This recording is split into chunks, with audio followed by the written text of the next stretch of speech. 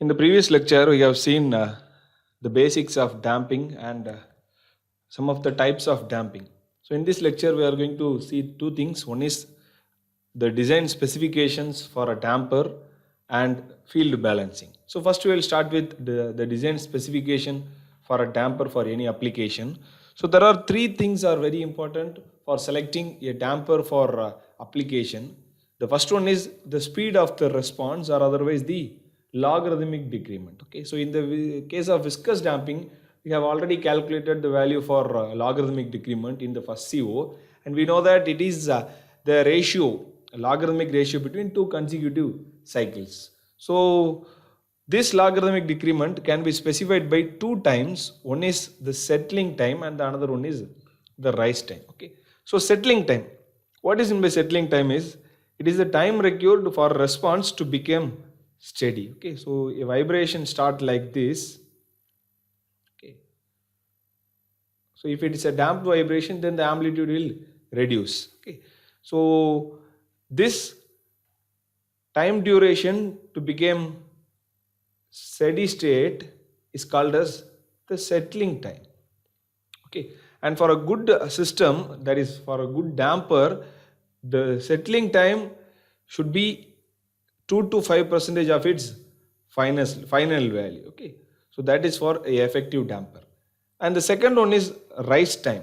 Okay, so the rise time is the time required to reach at final value by an underdamped time response signal during its first cycle of oscillation. Okay, so during its first cycle, so this is the first cycle. Okay, so this rise time is the time required to reach at the final value by an undamped time response signal during its first cycle of operation. Okay, so this is how you can classify the logarithmic decrement into two. And when you are selecting for selecting the damper for any application, then you have to consider this settling time and the rise time of the vibration amplitude.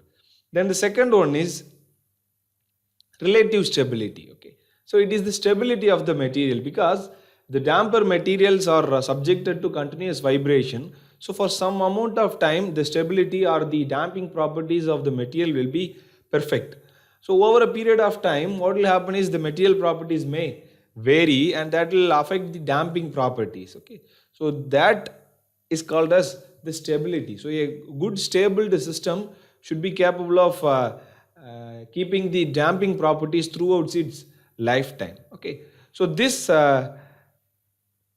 stability, relative stability, can be specified by a term stability margin. Okay, SM, and this stability margin is the ratio between maximum stable value of the parameter to the actual value given for a given configuration. Okay, so this is the maximum stability divided by the actual stability. So this gives the stability margin. So this defines the stability of the material. Okay, so this stability is very important in the case of active control, because in the case of passive control, we are not going to adjust the system, or not, we are not going to look for perfect damping. But in the case of active damping, what will happen is we are expecting the system to give 100% damping. So that is the system should not vibrate. So in that cases, we need some high accuracy.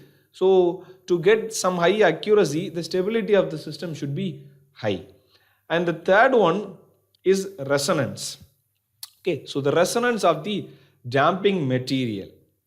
So the resonance properties of the damper is a most important criteria for selecting the damper for any application, because when the system vibrates with some frequency, that frequency should not match with the resonance frequency of your damper. So for example, we will consider a machine. So this machine is fixed with a spring and damper system, and it is connected to the foundation. So this machine rotates with some 100 rpm.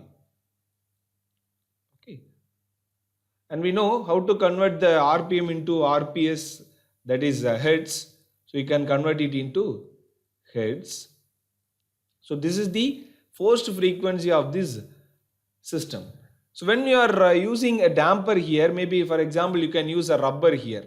Okay. So the rubber has some natural frequency based on its stiffness and the mass of the rubber. Okay. So when the forced frequency of this system matches with the natural frequency of this damper, then what will happen is the damper may fail. Okay. So the damper will vibrate and it leads to failure of the system, and the damper will lose its damping properties. Okay. So this resonance properties of the damper should be considered, and in some of the cases the dampers may have 2 to 3 natural frequencies based on the degrees of freedom. So in that cases all the natural frequencies should be considered. So these 3 parameters are very important for selecting a damper for any application. The first one is the logarithmic decrement, the second one is relative stability, and the third one is resonance. The next one is field balancing. Okay, so we know what is in by balancing, okay, because the most of the machines are subjected to unbalance. Because of the unbalance, the vibration is generated in the rotating machineries. Okay, to control the vibration, we are going for balancing. So you might have studied the process of balancing in your dynamics. Okay, we have studied single plane balancing and multi-plane balancing. So in the case of single plane balancing, you will add some amount of masses in the same plane. In the case of multi-plane balancing, you will add additional rotor. But what are the expectations from the industry is, we have to control the vibration, or we have to balance the system on the same plane itself. So you should not add some additional planes. Okay, so that is why we are going for field balancing. So field balancing is the process of balancing where the balancing masses are added in the same rotor and in the shop floor. So we are not going to move the equipment anywhere. We are going to do the corrections in the shop floor itself. So first of all, a rotor can be classified into 2 types. One is a rigid rotor and another one is a flexible rotor. So all the rotors have some critical speed, that is whirling speed. So for example, here in the image I have considered 2 critical speed of a rotor. Okay, so if we are operating the system below 70% of its first critical speed, then the rotor is called as rigid rotor. Okay, so for example, if your first critical speed is 100, then if you are operating the rotor in between 0 to 70 rpm, then the rotor is called as rigid rotor.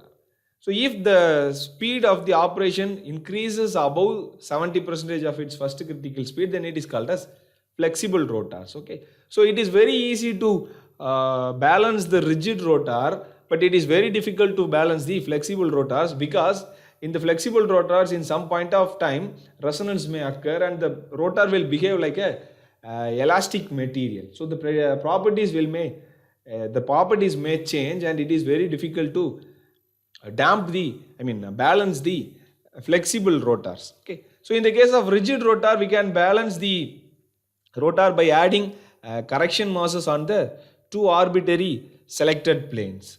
Okay, so the balancing procedure is simple for rigid rotor. You can identify the unbalance by seeing the frequency domain plot. So this is the time domain plot. The x-axis is time and y-axis is amplitude. So if you convert the time domain plot into frequency domain plot, and as we discussed in the previous stages, if you can absorb 1x rpm, then it is because of unbalance. So here you can see that a tall peak value at 1x rpm. So you can identify that the fault is because of unbalance.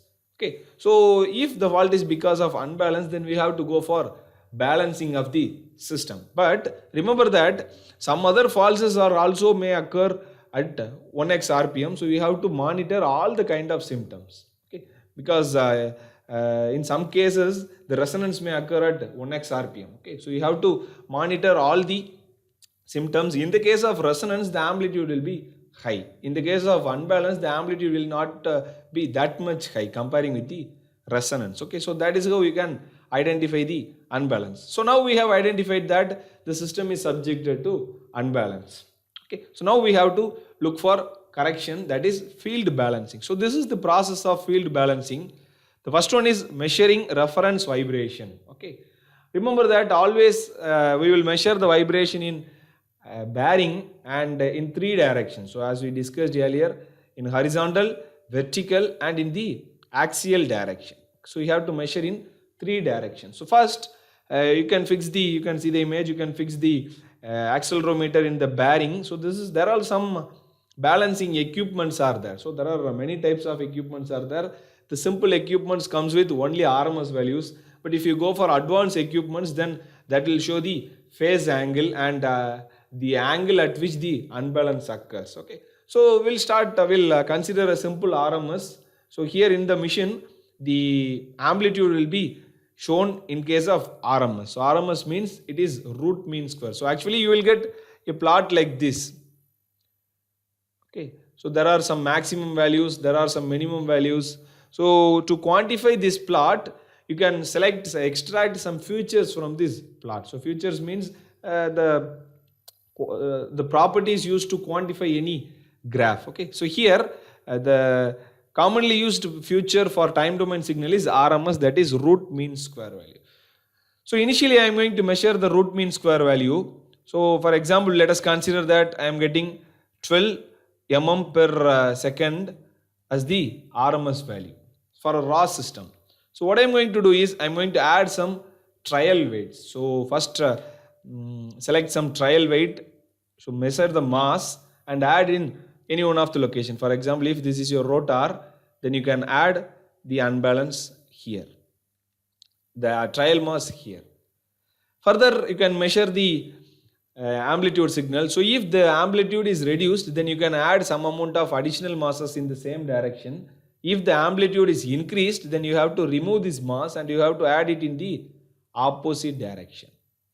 Okay, so this is by using RMS, simple equipment. But if you go for some higher configuration equipments, then you can measure the phase angle. Okay, you can measure the phase angle and you can easily identify the angle at which the unbalance is there. Okay, so by doing the trial and error corrections, you can add some of the additional weights and you can measure the signal. So finally we have to reduce the amplitude of vibration. Okay, so after reducing the amplitude of vibration, you can fix the unbalanced masses on the same location. So mostly in the rotors they will weld some of the additional components, just like or otherwise they will put some hole and they will add some bolts, or otherwise they will weld some steel plates here. So that is how we can add the trial masses. Okay, remember that all the corrections are being done on the same rotor. For example, if it's a pump, then all the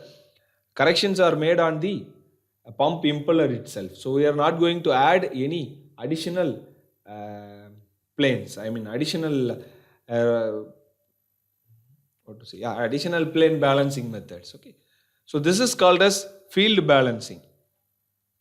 Okay, so the advantages of field balancing is, in normal balancing an additional rotor is added, but in the case of field balancing no additional rotors are being added. Then in field balancing it involves the vibration measurements on fully assembled machines that are usually in the final service location. So this field balancing is done on the service location, so not on any experimental setup. Okay, so this is being done on the final machine, and by adding the field correction we can improve the machinery vibration at bearing, hosing and other locations, because if you reduce the unbalance, automatically the vibration will reduce and the vibration measured on the bearing, hosing will be reduced. Okay, so these are all the advantages of the field balancing.